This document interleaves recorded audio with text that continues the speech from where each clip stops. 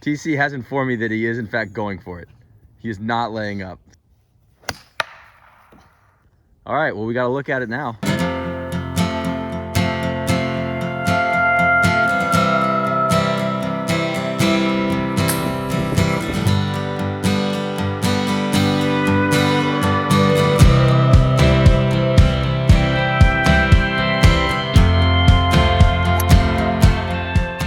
Today we're talking about the Dormie Club here in Pinehurst, North Carolina. Opened in 2010. It is technically a private golf course, part of a private network called, if you may guess, the Dormie Network, where it gets its namesake. It's got an interesting history. I believe it was designed to be an entirely private golf course. If you're looking at the year that it opened, I'm guessing there's some financial crisis implications that happened during that time period. It is now part of the Dormie Network, part of this private club network. It's just a great complement to the other courses here in Pinehurst. When you play golf in Pinehurst, a lot of the courses are relatively flat, especially Pinehurst 2, Pinehurst 4. There's not a ton of elevation change from point A to point B. There's over 100 feet of elevation change at the Dormie Club. That's what defines it in my mind. There's just so much rolling terrain. They really use it very well. And balls are going to be above your feet, balls are going to be below your feet. Looking through the rangefinder, seeing an 8-yard difference in what it's playing versus what it actually is. I haven't done that in a little while, so it was a very refreshing change of pace. There's so many great kickers around a lot of these greens that are intended to for you to be banging balls off of, and today balls were sticking on those slopes. So it was a tough challenge. It was a slog for us today. We did not score well. There's a lot of construction going on out there, so we kind of felt like we were in a little bit of a dust bowl.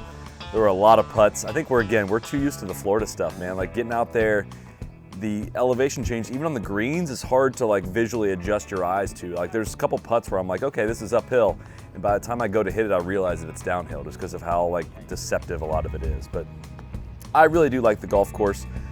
If I'm any kind of negative comments I would have about it, would probably just come because I didn't play very well today. So at least I'm honest. Second hole here at the Dormie Club, there's a story that the excavator or the main machine that Bill Coore and Ben Crenshaw used to do all of Sandhills, all of their early courses, was like their baby, their #1 machine. It died somewhere right around in here, and they buried it. They had a whole ceremony where they buried that machine somewhere near the second tee at Dormie Club. My favorite hole is probably the 14th, short par 4. That when Coore and Crenshaw have a short par 4, there's always consequence. There's never a short 4 that's just bang it up near the green and figure it out from there. It's just never that simple. This hole, everything banks left to right, yet you don't want to be right of this green because you're chipping straight up a hill to a pin today that was not fair, if we're being honest. I hit an awesome drive, caught the left side of the green, on the green, in one, par 4, and I made it 10. Probably for eagle. It's a wonderful drive.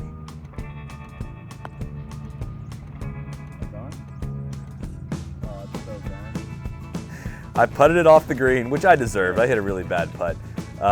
Couldn't get it up, got it up, putted it back down, hit one up there. They're like, oh, good putt. And then they didn't realize it was also rolling all the way back. It was just an absurd pin. Sit.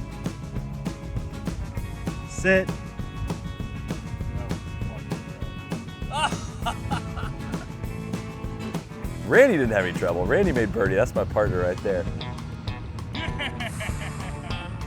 Nice birdie. I shot a 78 with equitable stroke control today. Listen, was I playing it up a little bit on the 10? Yeah, I was. Okay, I birdied the first hole, birdied the last hole, and then did a lot of dumb stuff in between. But still a delightful little romp out there. It was especially good to take money off the Schuster brothers, beat them 5 ways. Wow. I didn't know this putt on the 18th hole was for $60. I didn't realize that. But it saved us a lot of bets, and that was a clutch one. Good putt. Rip out the damn hot.